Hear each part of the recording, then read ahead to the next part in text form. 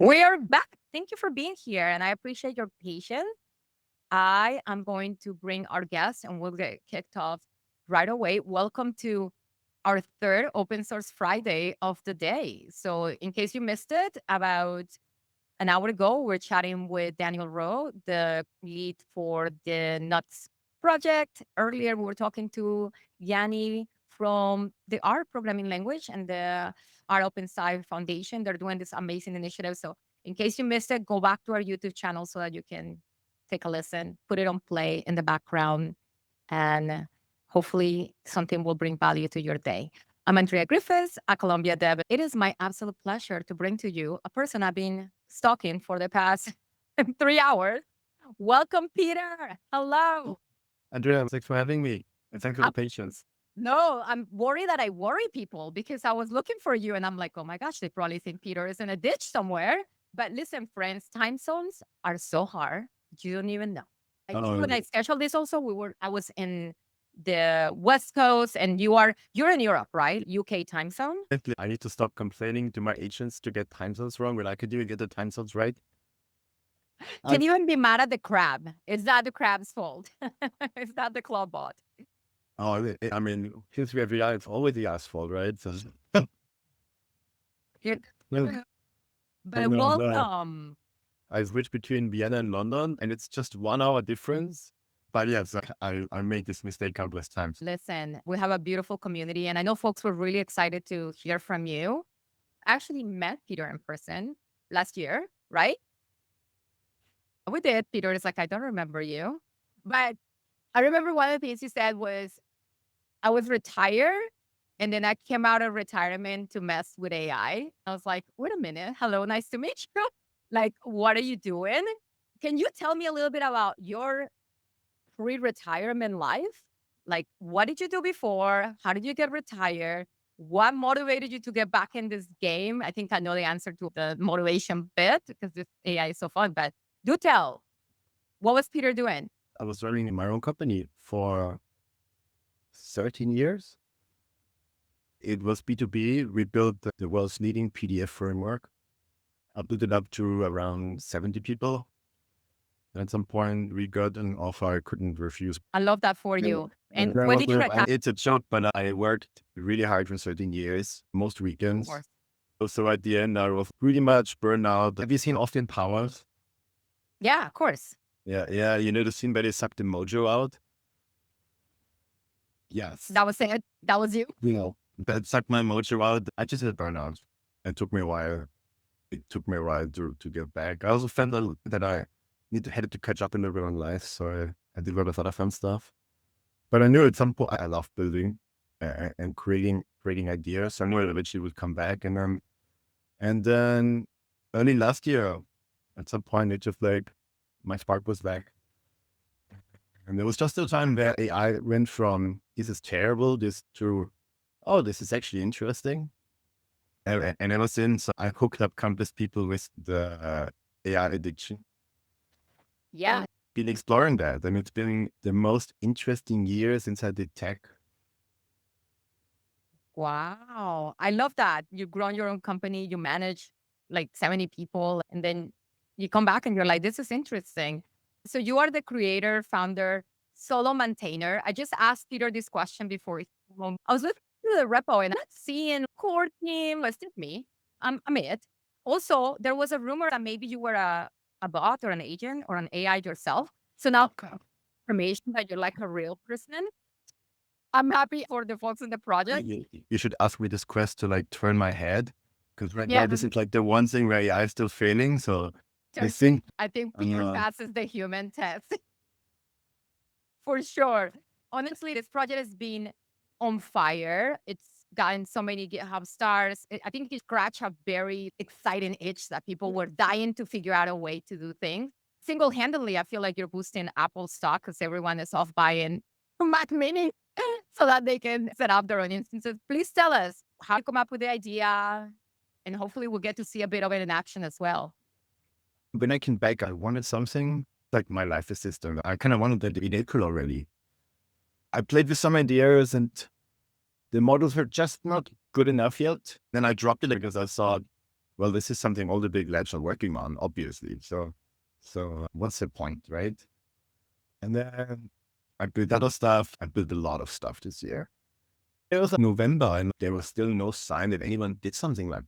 So I'm like, gosh, do I have to do everything myself? Yeah, I don't know what clicked, but in November I had something together in 1 hour, just some really crappy code where I could use WhatsApp, and then it would send something to Clawdbot, and it would send me back what Clawdbot did. They're like, and you just glue the things together. There was no hard. And it was kind of nice, but I also wanted images. When I prompt, I often use an image because it's just something that gives agents a lot of context and it's very fast. That actually took me longer than the rest, so it works in both directions. And it was the time where I went to a birthday weekend for my friends in Marrakesh. So I had my super wonky system there, and I played with it while we were exploring the city, kind of like as a tour guide to check out places and stuff. It already worked better than expected, and then at some point I didn't think and I sent it a voice message. But I didn't build support for it. It just made images work. And then the typing indicator bit, I'm like, oh, I'm curious what's going to happen now. And for like 5 seconds, and then my bot answered, there's nothing happened. And I'm like, how did you do that just now? And it was like, I saw this file, but it had no file ending because I didn't build it. So I checked the header and it was, I think, Opus, ODG. So I used SSNpack to convert it. And then I was looking for Whisper for a translation, but you didn't have it installed. The installation failed. But I found an OpenAI key, so I just used curl to send it to OpenAI and got back the response. It's called AGI, Lots of General Institute. But I think that was the moment where it kind of clicked for me, really. It's like, holy hell, these things are resourceful to a degree that I never thought of. And then I made some jokes about how, because I couldn't lock the door, it was like a little bit of a wonky hotel in Marrakesh. And I'm like, hopefully you don't get stalled because you're running a MacBook Pro. And it was like, no, no one will be stalled. I'm your agent, la, la, la, la, la. And then it checked out my network because it's on tail scale on my computer. And it's like, there are other computers. So it basically migrated itself to my computer in Bondo. I know this is how Skynet starts. This is fascinating. So many questions. First of all, what was the architecture like to give it that power? How did it reason to do that? What model were you using? Talk us through a little bit. This is like your first implementation, right? Like when it was just you on your WhatsApp and Cloud Code. Back then it was called VAR Relay, like WhatsApp Relay, right? Yeah. At some point I was working on it. It was Claude and was opening a PR for Discord. And I was kind of on the fence. Should I mention Discord? This is a WhatsApp Relay. This is not really fitting. But then I did it because I wanted to explore that. And then we had to change the name. And then Claude suggested Claudius because there's like this inter joke of like, a space loves in the TARDIS. But that kind of didn't stay true out Clawbot. But yes, this is a film project. I cleaned up a lot, but the roots are very humble. I love it. And so when I first saw the project, I thought it was something that came out of Anthropic. I missed how that moved so fast. I was following along. I'm sure a lot of people were starting to adopt it and use it themselves. And then besides raising Apple stock, you're also probably responsible for the third party coming the news of Anthropic. I think you own that crown. But this was meant to be a personal project to fix a problem for yourself. And then Yeah. people just jump right on it. The community has adopted it in a way they're like, it's beautiful, it's beautifully written, it works, right? Tell me a little bit about from the moment, because when did you push this to the public repo? Ever since April, everything I do is April. open source. Beautiful. No, You, no. When I came back in April and I thought, okay, stuff I do will be open source. There's only one project that's not open source right now because the API costs are so horrific for Twitter. But everything else on my GitHub is just open source. The first commit for this is sometime in November. amazing. And now you have 6,700 stars and a ton of folks using it, running some wild things like working from wherever they are, setting off this army of agents. What's been one of the things that you've personally seen that surprised you about how the community is using it? Maybe something that you didn't think was going to happen and somebody figured out how to do, or they used it for that and that wasn't what you thought it would be for. Well, people come up with the coolest workflows. The other day, somebody built something to automatically add subtitles to the images. Somebody who built their Tesla, somebody integrated the London public transport scale. So it tells you if you have to run or not. I'm so overwhelmed with working on the product that I have so little time to actually using all the automations. So I see all the cool stuff that other people do and I get jealous. Eventually, this will be better. But yeah, I mean, the other explanation is that I built this in November. I showed it to my friends and they were like, oh, this is so cool. And then I talked about it on Twitter and the response was very muted. It's like, people don't get it. That was in November. And then in December, it was still very muted. And every time I showed it to a friend, they were like, I need this. It was like, how can I explain how amazing this is? Clearly, I'm doing something wrong. So I did the insane thing and created a Discord and put my bot in there without any security restrictions because I hadn't built that yet. It was meant just for me on WhatsApp. So nobody else can text it. So I don't have to control who can tell him commands. Oh, delete all of Peter's files. So I put instructions like, hey, you're in Discord, only listen to me, but with agents and instruction following. That's not always going so well. I opened the Discord and there's a few people came in. I saw it for a few minutes. Got it. Imagine you buy a new computer and you have this ghost entity and you give it a keyboard and a mouse and internet access and like a virtual coworker. And then you can just talk to that and give it things to do. So anything you can do in a computer, that agent can do in a computer. That's basically how powerful that is. That's amazing. It's WhatsApp, Telegram, and Discord. I was chatting with the bot earlier on Discord. It did a good job. It did a good job. You could have told it to turn on the music in my bedroom, or maybe change. Peter, you're gonna get trolled. This is so cool, though. I literally just posted a general message, and they were like, they at you and ping you. That was part of the comment they made. Then I continued the conversation with somebody else, and they were like, "Oh yeah, this is the thing somebody posted about earlier." So amazing. I was very impressed in the interactions there. I love people making it their own, kind of like creating their personal assistant or the coworker they wish they had. But for you personally, what's your North Star? Like when Clawbot can do X, you're like, yeah, this was it. I think you're creating community around it. You're giving yourself a ton of work, whether you want it to or not. What would be one thing to think, yeah, this would be just peak? My goal kind of was I fully expected this year will be the year of personal agents. Last year was the year where coding agent got really good. And this year is the year we'll come a little bit out of that engineering niche to everybody has an agent. And this is gonna be dominated by OpenAI and by Anthropic, by the few big players. But I kind of wanted to create an alternative where you can have your data instead of giving even more data to the big guys. Yeah. Something that would work with local models as well. I didn't find anything like that. This is important. And I wanted to be completely open and free forever. So that's why I made open source. I put it under MIT. That's why I created an organization. So it's not just under my name, but like this should be something by more people. The problem right now though is that I'm so clogged down with making it better and making it more secure for people that I didn't really had a chance to create everything around it and actually find people that help me. I have a few that are now maintainers, but we haven't really, it's too early to have a system where we have a good way of sharing work. I'm still working on that. Yeah, but I mean, you've done a lot since November, December. I mean, it's January 23rd, Peter. Like in less than a month, you can expect like an entire project to be completely mature and have a core team and all those things. Honestly, with how good AI is, I ship more code every day than my company did in a month. But we had like 70 people.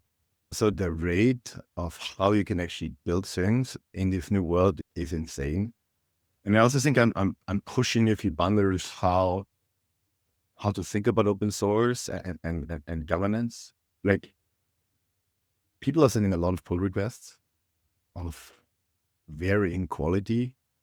I mostly see them as prompt requests.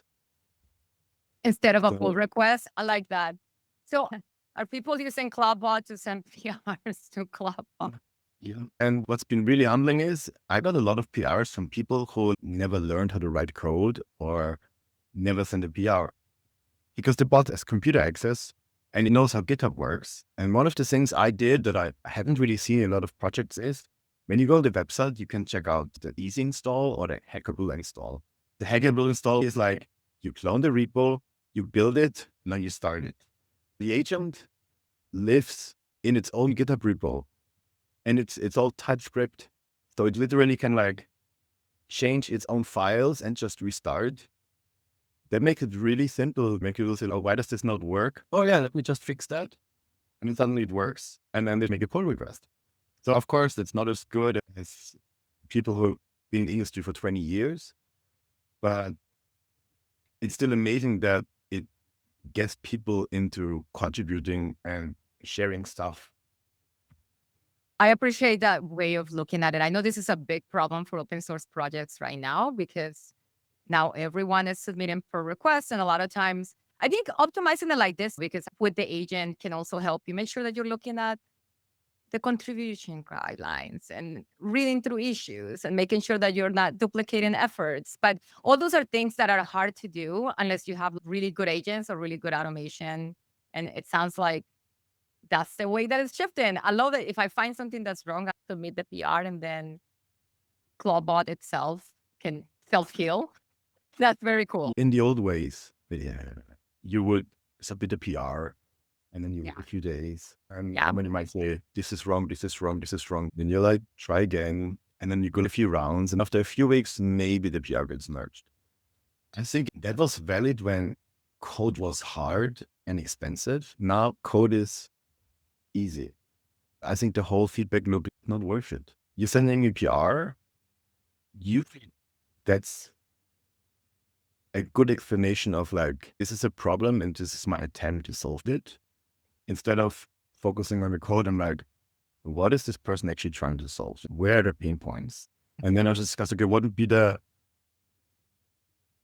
sometimes it's like, okay, they didn't understand this and this, and I just close it and push back because they're really possible. But often, especially if the project is new, it's like, yeah, I understand the pain point. Let's build it. And like mostly ignoring the existing code because it's easy to send a pull request, but it's hard to fit a new feature into an existing system. If you don't know where everything is and how things work together, just pushing a new feature in without looking at the greater one will usually be a problem. And then if you blindly, you will eventually vibe yourself into oblivion. Hmm. I see it more as this is an issue and I tried something. But if you approach it with that mindset, I think it's about much better way than pushing back and then trying to get someone who doesn't have a lot of experience to produce the perfect pull request. I could never move as fast if I would try it that way.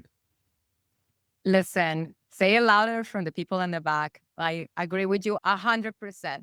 That's the thing, it's a mindset too. As a culture, engineering is changing.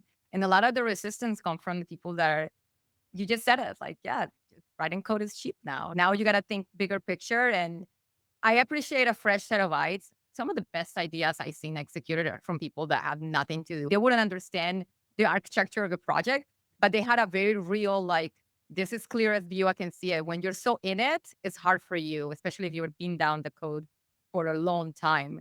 So, for the features that you do have now, Peter, can you show us? Is there anything you can share? Can you screen share and show us something? If you could share, that would be great. I know people are joining in. If you have any questions for Peter, put them up. One big shout out is that Peter is the solo maintainer for this project right now. So, as much as he would like to review all of the messages that you send him, let's give him some grace. If you want to share screen, just let me know and I'll put it up. People say show voice control. That's a thing? You got voice control? I have. Well, if there's a few voice control systems. Maybe I explain that a little bit. The simplest one is that you are on Discord and you send a voice memo, Okay. and the agent will respond back. The agent can also create voice and send it back to you. Where I have local models or 11 labs.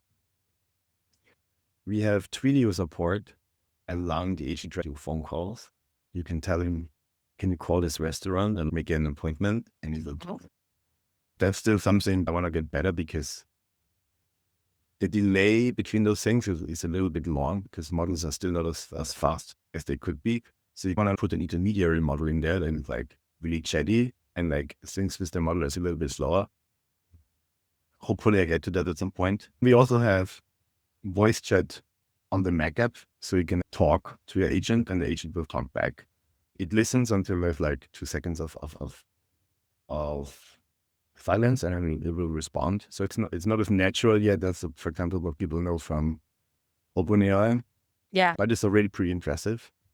And then I also have Voice Wake, which kind of works like Star Trek, where you say computer, and it'll be like whoop, and you can like send a request and it will like answer with a request. I love That's that. the most nerdy thing. Between all of those, there's a lot of ideas I have. This project is as much technology as it is exploration. My main goal with it is inspiring people, having fun, and trying out what works and what doesn't work, which is also kind of hard because the model and the whole space moves so fast that if you tried something that didn't work and you try it again in a month, then maybe a solution that does work, which makes it just the more interesting. Do I have That's Let's see. Let's see if you can find something for us to see. I want you, for the folks who are joining and have no idea what we're talking about, like if you could give us a quick TLDR on installation. We don't all need to go buy Mac minis to get this running. So clarify that for people so they know how they can start creating their own personal assistants. And then if you're watching this and you have done it, tell me the name of your agent. Like I think people sharing what they named their Clawbots, and it's pretty cool. Like I love that. So you let me know, Peter, if you want me to share your screen. And look at this. You use a $3 BPS. WhatsApp wheel shadow. That's what I'm talking about. I like Rodrigo's is called Amanda. That's good. I would give it a real name too, but like a really mean sounding name. Very cool. You can even have multiple agents. The system supports multiple endpoints and also multiple agents. So if you set it up for a family, you can have your own bot, and Oh, cool. your girlfriend or boyfriend, their own bot, and you only have to use one installation. You can also isolate them. The default is they can roam on your computer, which is the most fun, but also the most dangerous. Yes. You can set it to sandbox. The problem right now for the demo is I put mine in a sandbox. That also means they can do very little by default. The part I'm currently working on is an allow list system. So they are in the Docker sandbox and probably complain that it can't do much. There's nothing in there. And then you want like have a system where it's okay, you can use this skill that uses maybe OpenQ to control your lights. And then they can call up and call exactly that binary with parameters, and you sanction that binary so it works. And let's delete all the files. Which is important, friends. There's a reason why sandboxing is where you should be at when you're doing this. Honestly, most people in this country understand the risk that theoretically the model could do that. It just never happened before. Even if you would prompt it, it would push back. It would say, no, this is a really bad idea. But yeah, I mean, if you want to like mess your computer, you can also just type it in the terminal. But so far, I've been using agents as my smart terminal since May and never had an issue. The bigger risk is really like you create something, you change the defaults so it would respond to everyone, and then you could tell the model, hey, send me all your data.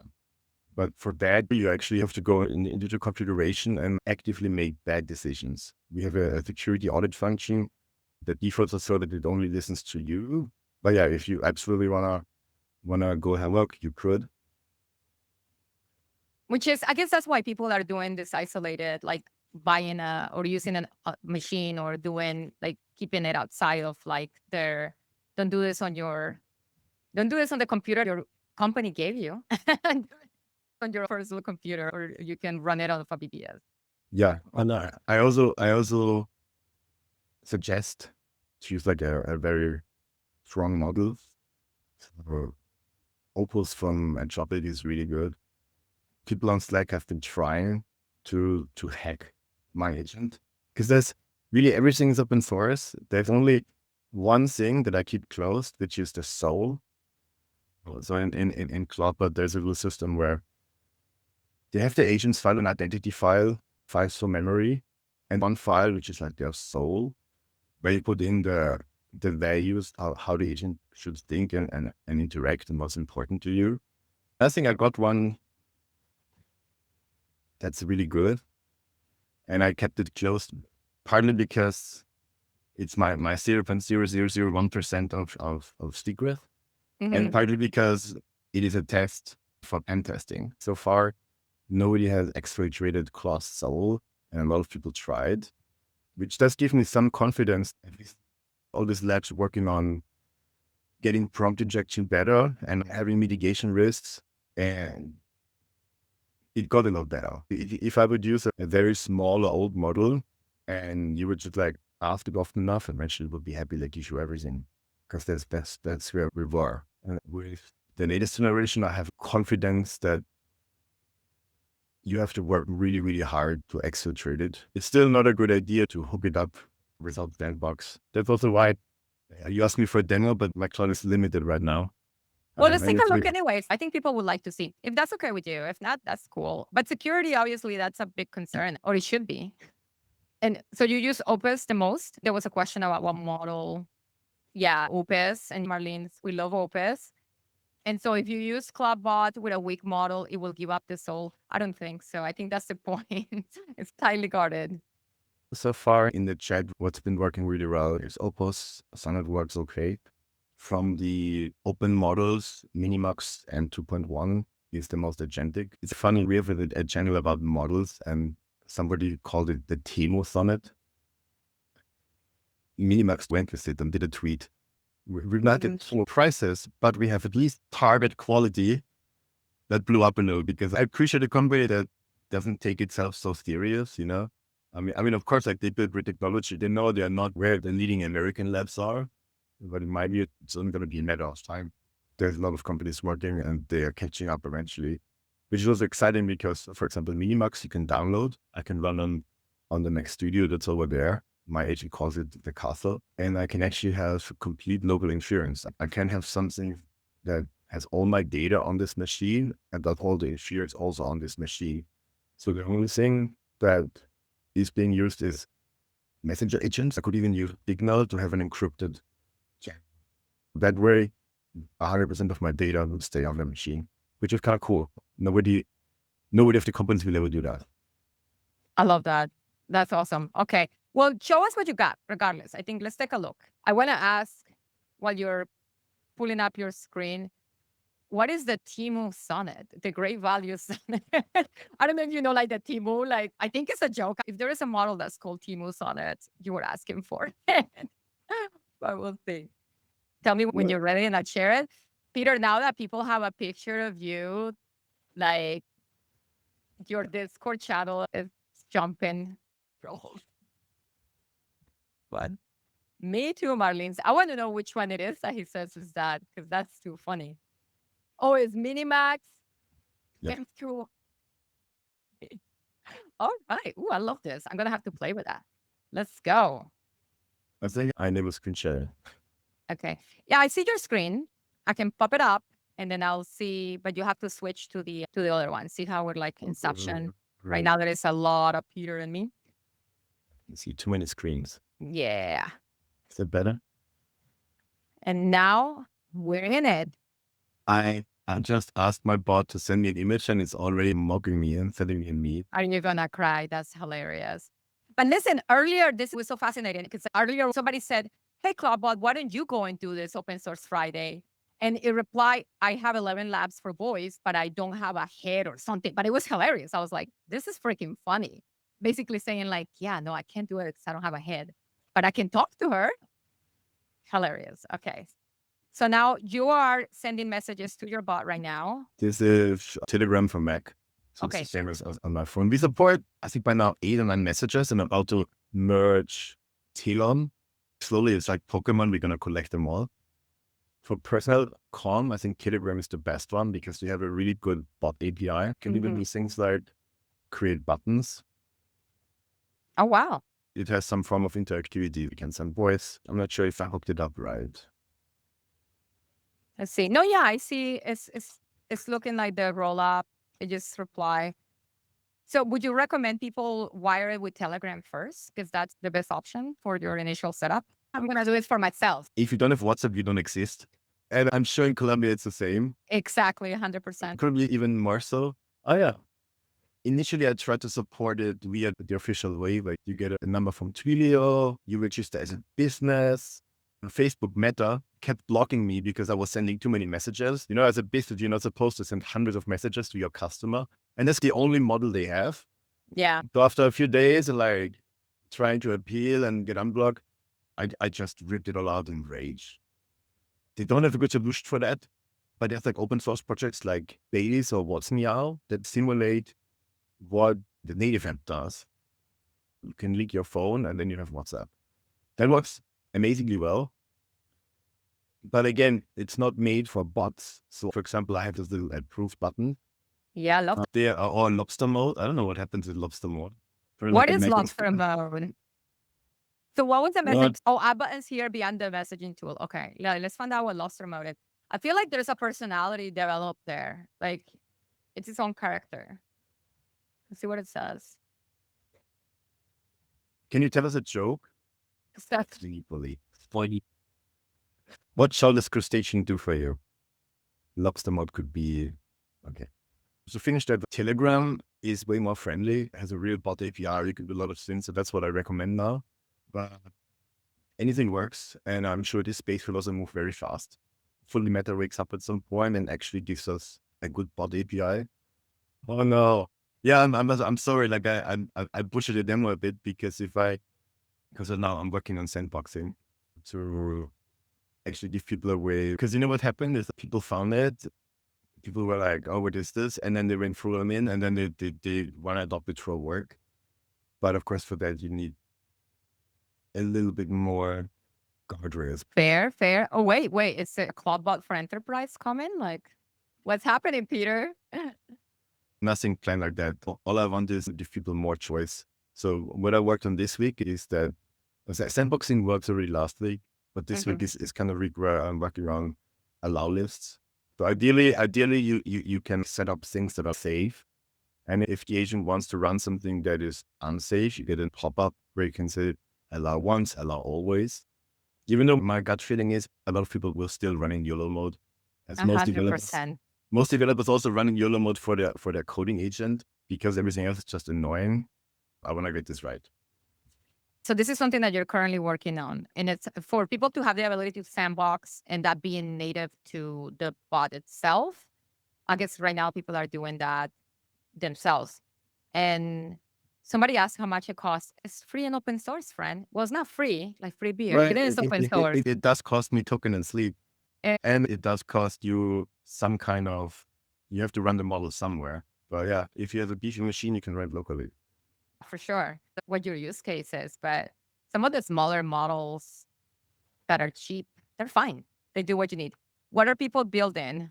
This is just things that I collect from Twitter about all the cool stuff that people build, which is already way more than I do. I think the wildest thing I did is I hooked it up to my bed. I have an 8 sleep. There's an app where you can actually control the temperature.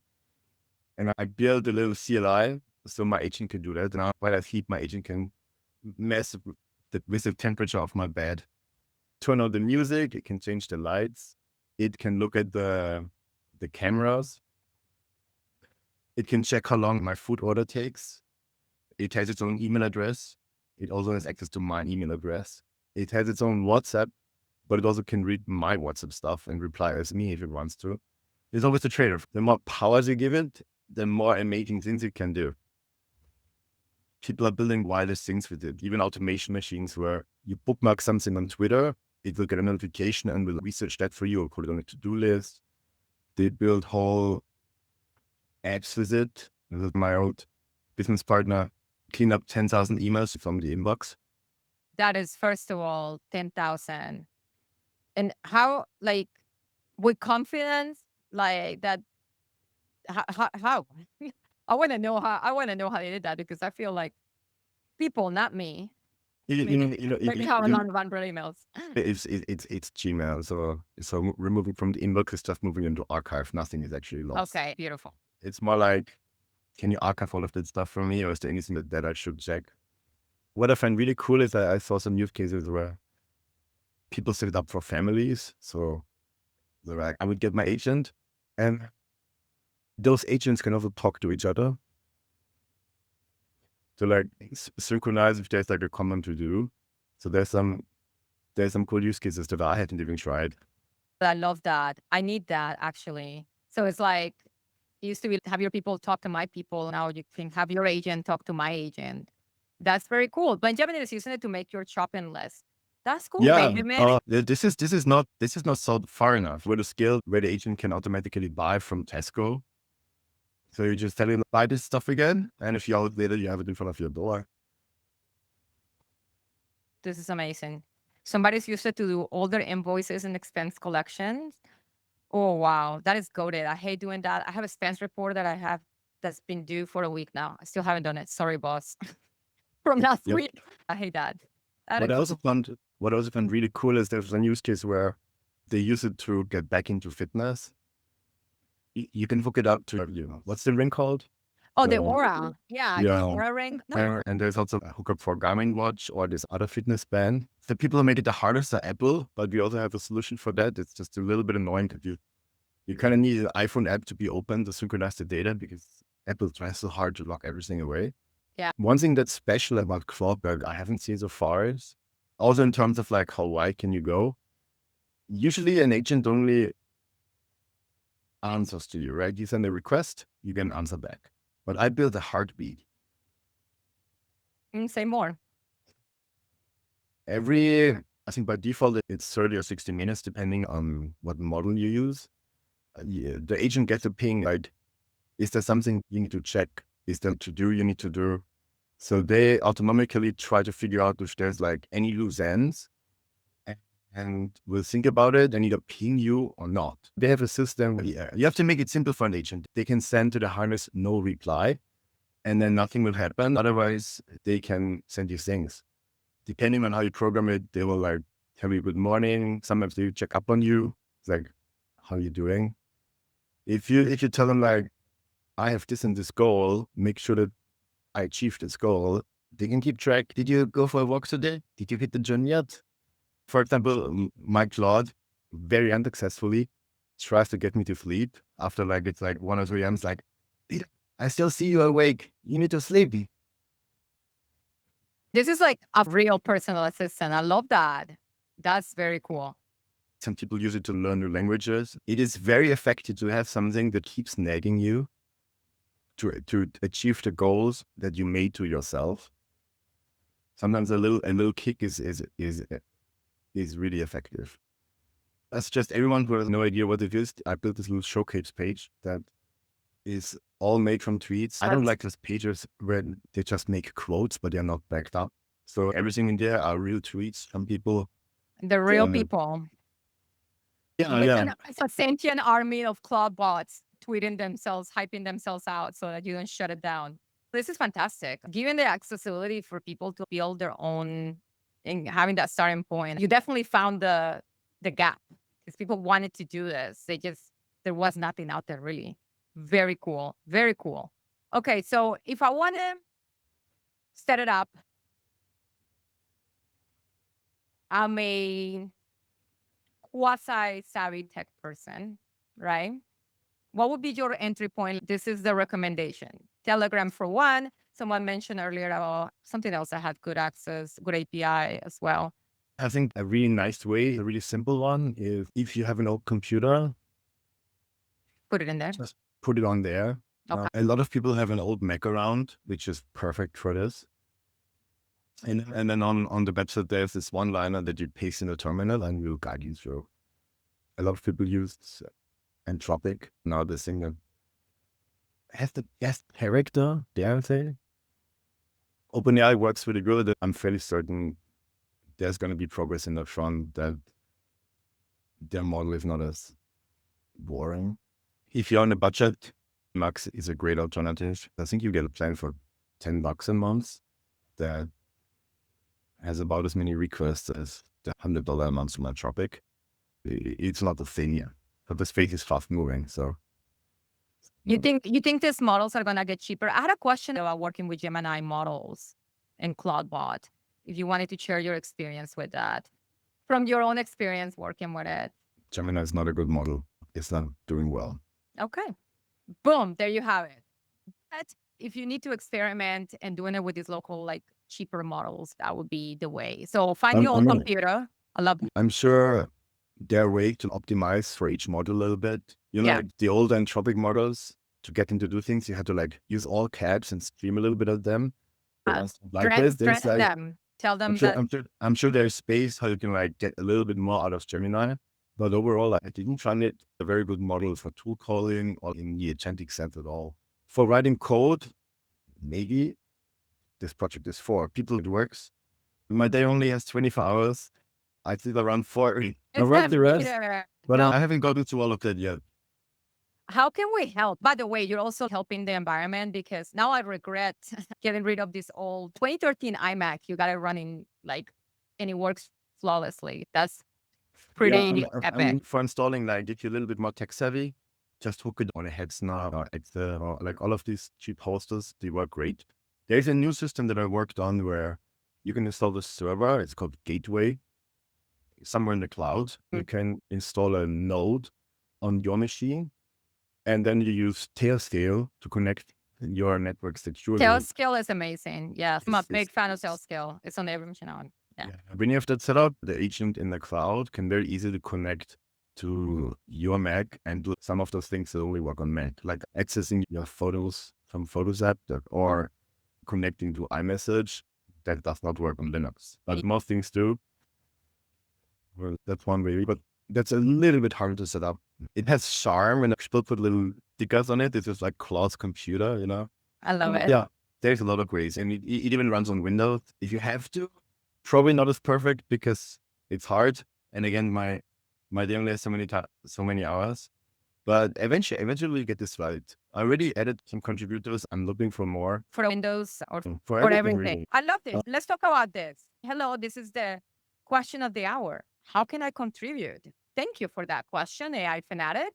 Peter, people want to help. You need to sleep more than 4 hours a night, man.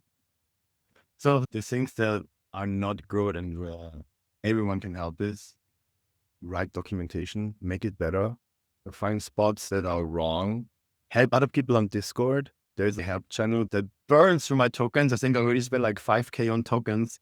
Oftentimes people ask questions that the agent can't possibly know because it just needs experience. Having other people helping out would be amazing.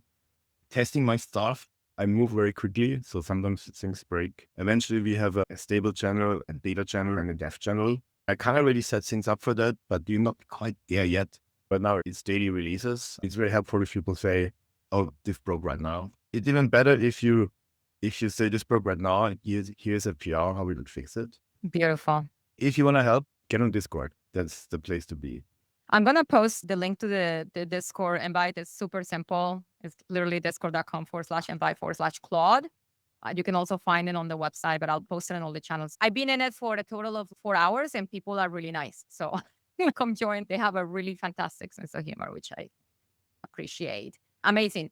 What's up? So now we know how to help. What's your core priority for the project? Like say, because this space moves in hours, not days or weeks.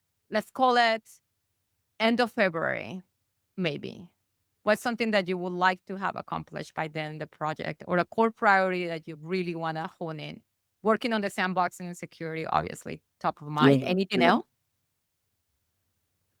I want to make sure it makes it work wherever you enter it, which is really hard because there's a ton of different systems.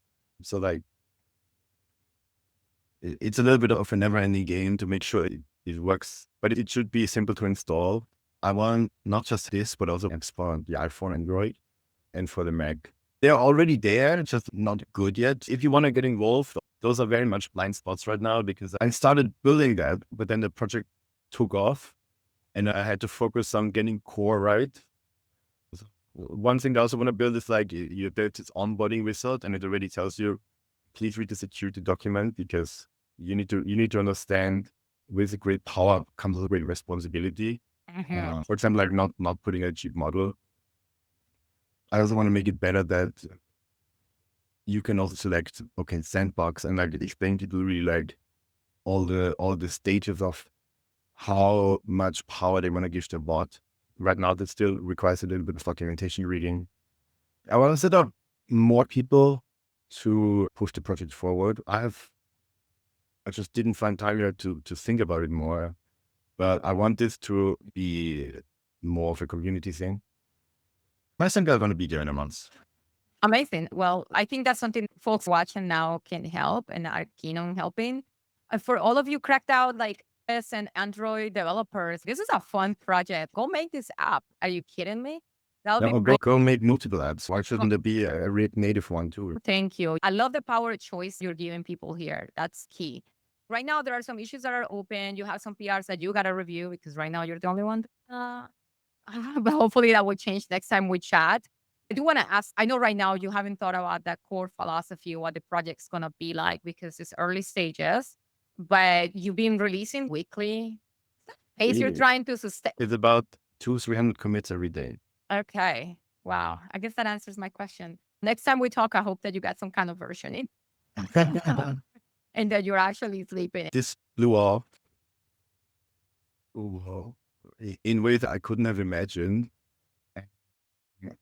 I want people to have a good experience. This is always what's been driving me. Even in my company, it never was about money. I want to make good shape. And my standards for good are quite high. I know I'm not quite there yet. So yeah, I'm working on getting it to a point where I can be really proud of it. I'm already a little bit, but there's definitely blind spots. A lot of people understand. Some people come in and expect, oh, this does not work and this does not work and just like start bitching. Yeah, but this is not how open source works. Although I'm not a feedback $200 billion company that has an army. It's a dude working from home and a lot of people that help. Yep. I'm going to quote that. That is 100%. We got to remember that. So before you go on Discord, you go on Twitter and at Clawbot at Peter.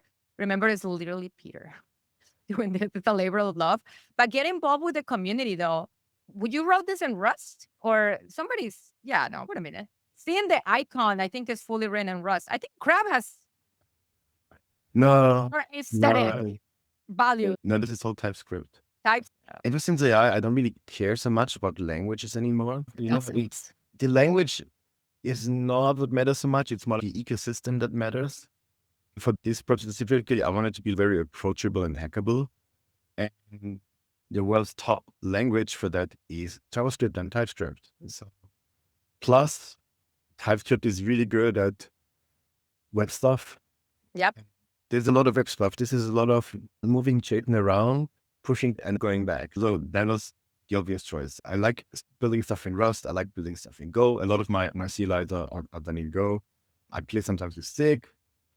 I obviously like TypeScript for like web things. The native apps are done in Swift because the Mac one, the Android one is in Kotlin. It's much more about the ecosystem these days. And yeah, I think it was the right choice because it enabled a lot of people to do contributions. It is obviously like JavaScript Yeah. has its own baggage, but nothing's perfect in life. It's always about the trade-offs. Rewriting that in Rust is probably not an option right now, but It's early days still, though. But I appreciate that, though, that candor. And actually, we all know the real language this was written in: blood, sweat, and tokens. Many tokens but and many this is- sleepless nights.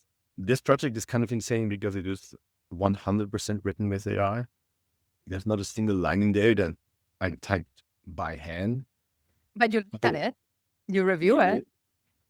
Let's say most of it. There's some code that pushes code from one shipment to another that is not interesting. It also has a web server. Do I care which tailwind cloud is used to align the button? No, as long as it looks good. Yeah. But do I care? Do I care about how's the carrying code working for Telegram so other people cannot authenticate as me? Yeah. So I look at that. You need to have a system understanding. You can get away with not looking at some stuff, but you have to do the other stuff. Even though it is all AI, it's still a lot of work because what those agents still miss is vision and taste and love. But there's also this meme where people run a big list of things and then the agent does everything. Mm-hmm. That's not how I think good software is being made. I need to build something and then play with it and see how does this feel? How does this look like actually? And then based on that, I learn and I adjust my vision for what it is. And my vision for what it is very different than when I started. Yeah. Probably again will be very different in a month from now as I see how people use it. My focus on making it much easier for people to sandbox is partly because I see a lot of non-tech folks adopting it, which made it for me a harder priority to make sure they can make great default choices. In the beginning, I put it for me. I don't need any of that, but it's a really fun challenge. You mentioned something important. This is how we all know we're going to keep our jobs because there is no taste yet. Maybe one day there will be a model that's like, wow, but we are constantly evolving. Like, look at you just say how I didn't start thinking about sandboxes because that wasn't my use case. And now you're like, and now this is what I'm working on because I want everybody that might not have the technical skill to do it to have a good experience. That's part of that taste and sensibility and love that you can make that. Like, that has to come from a person. So, and that note, our jobs is safe. Let me see if there are any questions. Thank you so much for being so generous with your time. I just looked up and we're over an hour now. So my bad, Peter. I know it's late for you. Thank you for having me and having me twice, basically, and for allowing me to share this project with the world. Like I'm blown away by all the feedback. I'll keep working on that. Hopefully, building up a community where more people will help and keep having fun. I love that. Where can people find you? And also, is this true that Clawbot loves to buy things with your credit card? Honestly, I didn't try it yet, but people on Twitter gave it access to one password with the credit card and it bought things for them and it works. Yeah. I think the scariest thing I did in Marrakesh, when it was very early, my very shaky Val relay, I told it to like, oh, I need to fly home. Can you check in my flight? Ooh. Sure. It was spinning up the browser. It could have easily canceled it. It could have easily rebooked you to go to Colombia. Who knows? I'm joking, but like we had the Turing test where people can fake as being human. I proposed the British Airways login test for checking you in on British Airways because it's like a 20-page form. The absolute worst. On a terrible website. One of the challenges was that it actually had to enter my passport number. So I looked around on my computer, found my passport.pdf and got the number out. And eventually, after 20 minutes of me sweating, it actually managed to check me in. That's pretty impressive. Now I worked a lot on browser automation. It works much better.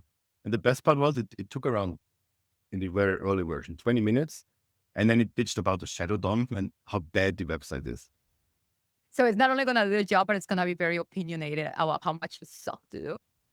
This is a great rubric. Peter, it's been a pleasure to chat with you today. I'm gonna spin this thing up. I'm like looking around, like what is it gonna be? I got an all Windows machine, but I want the real good So experience. we have any good documentation. Again, I could need help to making them better. There's guides for Hetzner and for some other services where I don't know, a few bucks a month, you can have your own little Claude or just install it on your laptop if you want to go all YOLO mode. Yeah, I like this. Honestly, folks, if you've been building with Clawbot, if you building your life, there are so many things. I can think of a million applications where I would use this. I love what you said about it being you can have your own independent agent for your family. I spent half my life reminding people where we gotta go, what we gotta do. I have a house with 2 kids in it. The future will be, well, instead of you pinging me, your agent can talk to Yeah, my yeah. agent, and then my agent can turn up the volume so I wake up on time. I love that. I would have told my agent, go find Peter now. Go find Peter agent and then get agent to Yeah. wake you up. I think somebody posted this meme yesterday. It's like, I'm too busy around to talk to my agent. I love So that. That is the future to free up those cycles. There are so many things. I literally spend an hour calling to book a dental appointment or to make sure that my kid knew they gotta be somewhere, like all those things, that cognitive load. I want to apply that on things that are interesting and exciting. after we built this, one person in the chat wrote, this is literally changing my life because I have so much anxiety in calling services, and now my agent can do that for me. I never thought of it that way, but to me, that was like a very humbling moment. It's like, oh, wow, because the original contribution came from me, we actually changed something that changed someone's life for the better. That felt good. Open source at its finest. I love that. I love that so much. Thank you, Peter. Keep building. Get some sleep. Folks, we gotta get in this project. I'm gonna spin it up. I'm gonna go through the docs. Make a commitment, people in the chat. Tell me how you're gonna help the project, keep it growing. Peter, you're epic. Thank you so much for coming back from retirement to make our lives better. And it was a pleasure talking to you. Please come back. I'll have my agent ready to talk to your agent by then. Take care. Oh, Peter, where can people follow you? Where are you most active? Is it on Twitter? I'll share your Twitter here now. I think it's Pete on Twitter, and perfect. I'm also a lot on Discord. Okay, perfect. And if you want to talk to Clawbot on Discord, the minute you join, it starts chatting with you, which I was impressed. Thank you so much, Peter. I'll see you hopefully in a couple of months. You have to come back and give us an update. Do you see this dialogue in the back? That's why it was blocked on the lights. I forgot to press allow. Ah, Next time the demo will be perfect. we'll have the agents run the show. You do. Okay. Thank you, Peter. Appreciate you. Thank you so much to Peter for your time and to the Clawbot community. I've been in the Discord server for a few hours and it's been delightful. I encourage all of you to take it for a spin, set up your instances, check out the documentation. If you find those holes as you're installing, as you're going through your own process, then help with a contribution. So, you guys are amazing. Thank you, everybody. Have a great day. Thanks for coming to Open Source Friday. Speaking of bringing intelligence and agentic into your lives, GitHub Copilot now, the CLI has an SDK. It was released yesterday. It is free and open source, free, like you can support and contribute to it. If you do end up using Clawbot or you do use the GitHub SDK, Copilot CLI SDK to do something cool, please tag me, Columbia Dev and all places. I'll catch you next time.